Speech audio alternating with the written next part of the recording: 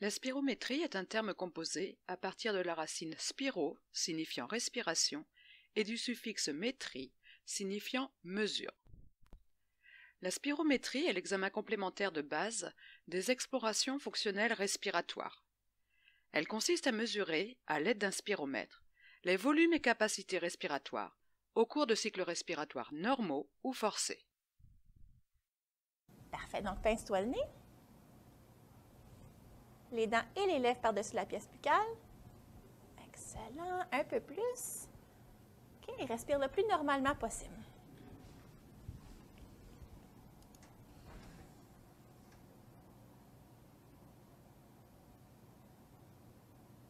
Parfait. Continue comme ça une couple de fois.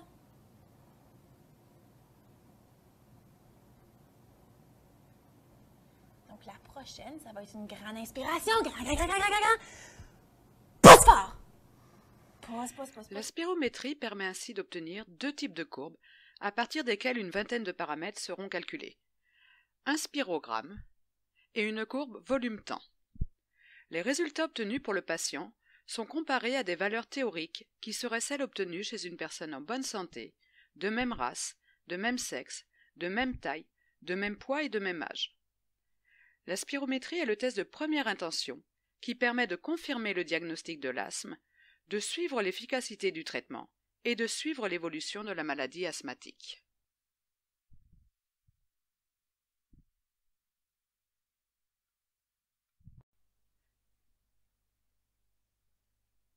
Dans la deuxième partie de cette vidéo, nous allons voir ensemble comment exploiter un spirogramme qui a été enregistré chez un sujet sain. À partir d'un spirogramme, on peut dans un premier temps déterminer les volumes et capacités respiratoires d'un patient. Sur ce spirogramme, nous pouvons repérer 3 cycles respiratoires normaux, suivis d'un cycle respiratoire forcé, c'est-à-dire un cycle au cours duquel le patient a inspiré puis expiré le maximum d'air qu'il pouvait. On retrouve ensuite un cycle respiratoire normal. La partie ascendante de chaque cycle correspond aux phases d'inspiration, tandis que les phases descendantes correspondent aux phases d'expiration. À partir de ce spirogramme, on peut déterminer 6 volumes ou capacités respiratoires. Le volume courant, noté VC, c'est le volume d'air entrant ou sortant des poumons lors d'un cycle respiratoire normal.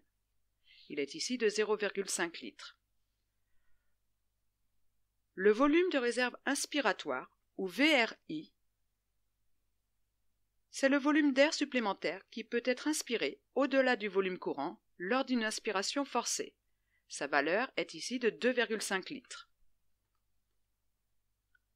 Le VRE, ou volume de réserve expiratoire, c'est le volume d'air supplémentaire qui peut être expiré au-delà du volume courant lors d'une expiration forcée. Il est ici de 1,5 litres.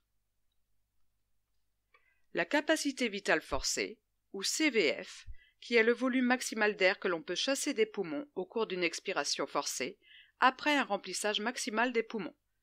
La CVF est de 4,5 litres ici. Le volume résiduel, ou VR, qui est le volume d'air restant dans les poumons après une expiration forcée. Le VR est de 1,5 litres.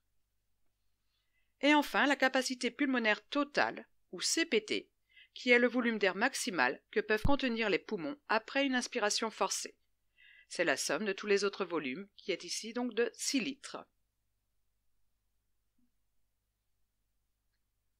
Sur un spirogramme, on peut également déterminer la fréquence respiratoire, c'est-à-dire le nombre de cycles respiratoires en 1 minute, sachant qu'un cycle respiratoire, c'est une inspiration et une expiration. On peut calculer la fréquence respiratoire à partir de la formule de calcul suivante. 60 que divise durée d'un cycle respiratoire exprimé en secondes. Pour déterminer la fréquence respiratoire sur un spirogramme, il faut dans un premier temps délimiter un cycle respiratoire normal.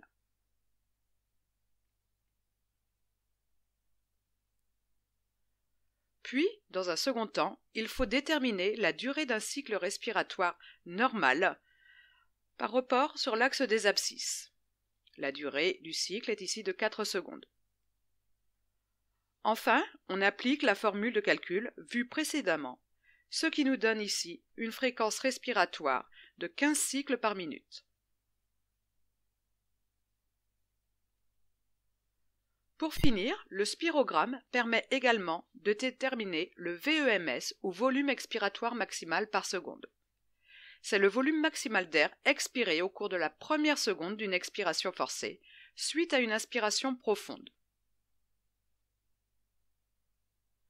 Pour déterminer le VEMS sur un spirogramme, il faut dans un premier temps repérer l'expiration forcée.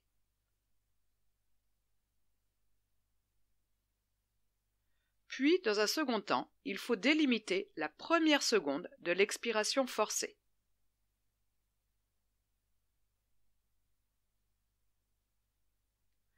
Enfin, on détermine le VEMS sur l'axe des ordonnées.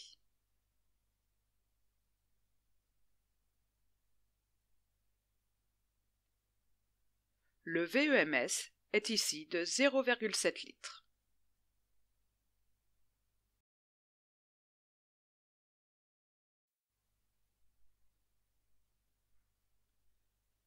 Dans la dernière partie de cette vidéo consacrée à la spirométrie, nous allons voir ensemble comment exploiter une courbe volume-temps. Pour réaliser l'enregistrement de la courbe volume-temps, il est demandé au patient de réaliser une aspiration complète, puis, après une courte pause, inférieure à 1 seconde, de réaliser le plus rapidement possible un effort expiratoire maximal. C'est ce que l'on appelle une expiration explosive.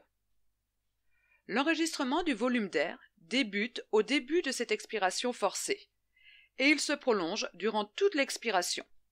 Il faut que celle-ci dure au minimum 6 secondes pour que l'enregistrement soit valide. À partir de cette courbe volume-temps, il est possible de déterminer la capacité vitale forcée du patient, qui est, comme nous l'avons vu précédemment, le volume maximal d'air que l'on peut chasser des poumons au cours de l'expiration forcée, après un remplissage maximal des poumons. Pour la déterminer graphiquement, il suffit de repérer, sur l'axe des ordonnées, quel est le volume maximal d'air qui a été expiré. La CVF de ce patient est ici de 4,8 litres. La courbe volume-temps permet également de déterminer le VEMS, c'est-à-dire le volume maximal d'air expiré au cours de la première seconde d'une expiration forcée. L'enregistrement débutant au début de l'expiration forcée, il suffit ici de se positionner sur l'axe des abscisses au temps t égale 1 seconde et de déterminer sur l'axe des ordonnées le volume d'air qui a été expiré au bout de 1 seconde, à savoir ici 3,8 litres. Connaissant le VEMS et la CVF, il sera alors possible de déterminer le coefficient de Tifno. Ce coefficient évalue le degré d'obstruction des bronches dans le cadre de maladies respiratoires telles que l'asthme ou la BPCO, bronchopneumopathie chronique obstructive. Le coefficient de Tifno est considéré comme anormal lorsqu'il est inférieur à 70%, valeur définie lors de la conférence Gold de 2001. Pour calculer ce coefficient de Tifno, il faut appliquer la formule suivante: VEMS divisé par CVF fois 100 pour l'avoir en pourcentage. Ainsi, à partir des valeurs obtenues précédemment, nous obtenons ici un coefficient de Tifno de 79%.